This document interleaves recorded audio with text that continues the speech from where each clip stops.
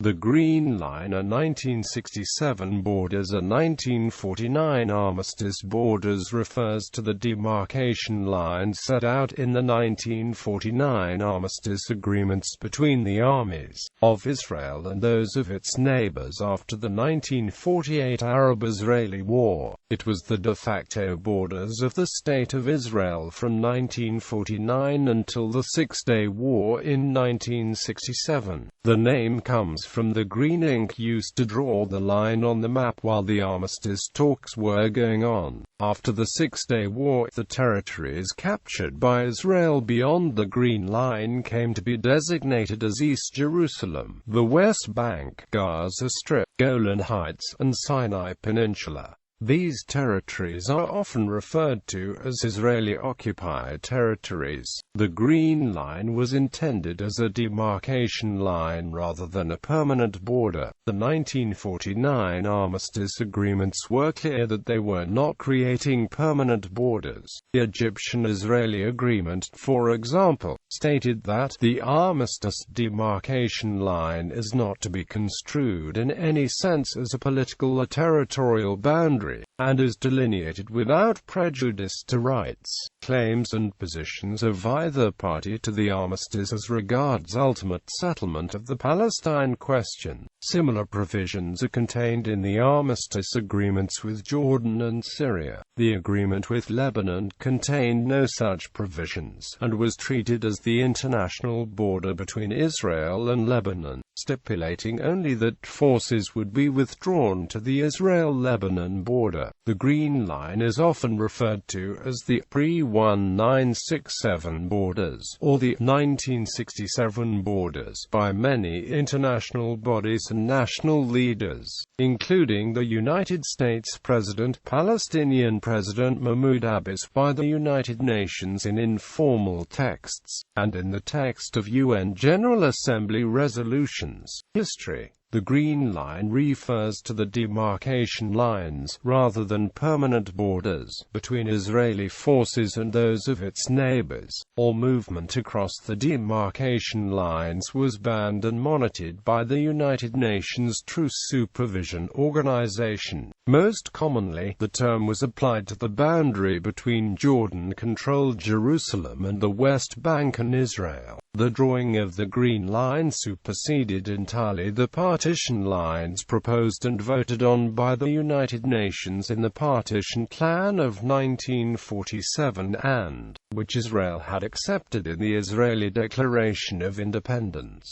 The Palestinian and Arab leaders had repeatedly rejected any permanent partition of Mandate Palestine. In 1967, after Israel seized all the territories of the former Mandate Palestine, as well as other territories, the demarcation lines became militarily irrelevant, and the status of the Green Line became uncertain.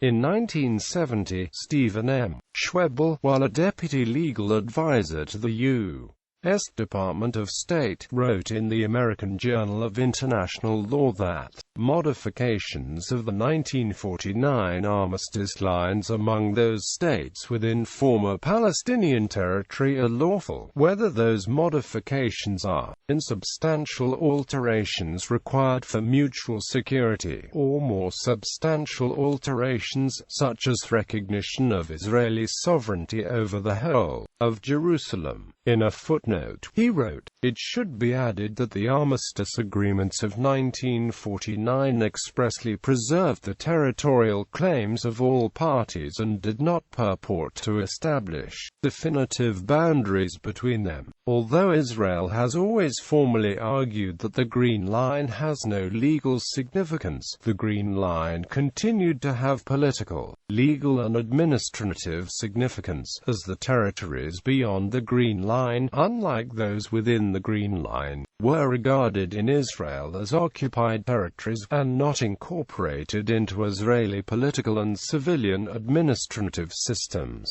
The territories beyond the Green Line were administered by the Israeli military and later also by the Palestinian Authority. Citizenship by residents, for example, was determined with reference to the Green Line, as well as a person's refugee status. The extension of the municipality boundary of Jerusalem in 1980 was an exception to this position. Although Jerusalem was a part of territory beyond the Green Line that was occupied by Jordan until 1967, Israel declared Jerusalem, complete and united, as the capital of Israel according to the 1980 Basic Jerusalem Law, an action that has not been recognized by any country or by the UN Security Council. A notional Green Line continues to divide Jerusalem at the boundary of East Jerusalem. The Golan Heights are another exception, having been informally incorporated with the 1981 Golan Heights Law, which the UN Security Council announced is null and without any international legal effect. Israeli settlements are also essentially subject to the laws of Israel rather than the Palestinian Authority's laws. Impact: the sections of the Green Line that delineate the boundaries between Israel, the West Bank and Gaza run through heavily populated regions.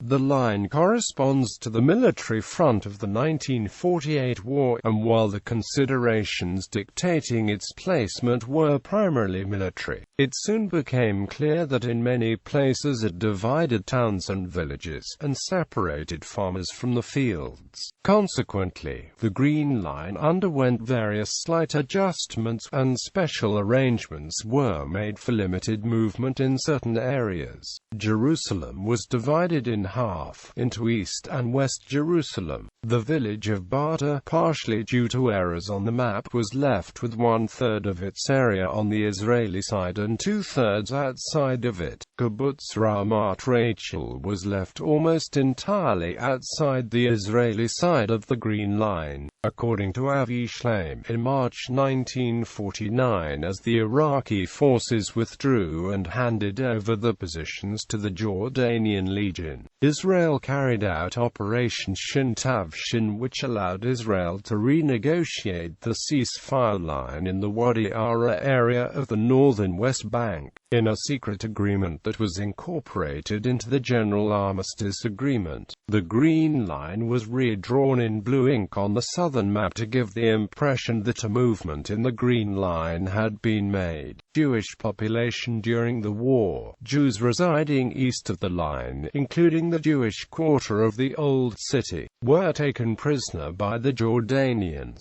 All but a few of the Gush Etzon defenders were massacred. The prisoners were returned to Israel after the war. On July 8, 1948, the Jewish inhabitants of Kfar Daram and Naharaim were evacuated by Israel due to military pressure by Egypt and Jordan. Israel also withdrew from villages in the Lebanese Upper Galilee, whereas Syria withdrew from Ishma HaYarden. Since Israel's victory in the Six-Day War, Israeli settlements have been established south and east of the line. From August to September 2005, Israel implemented a unilateral disengagement plan in which the entire Jewish population of the Gaza Strip was evacuated. In 2006, Ehud Olmert proposed a convergence plan that called for Israel to disengage unilaterally, if necessary, from much of the West Bank. Arab population. The majority of Palestinian Arabs on the Israeli side of the line fled or were expelled during the war. Those who remained became Israeli citizens and now comprise approximately 20% of Israel's total citizenry. The al-Farm-Bakr al-Gharbi-Tira area, known as the Triangle, was originally designated to fall under Jordanian jurisdiction, but Israel demanded its inclusion on the Israeli side due to military and strategic considerations.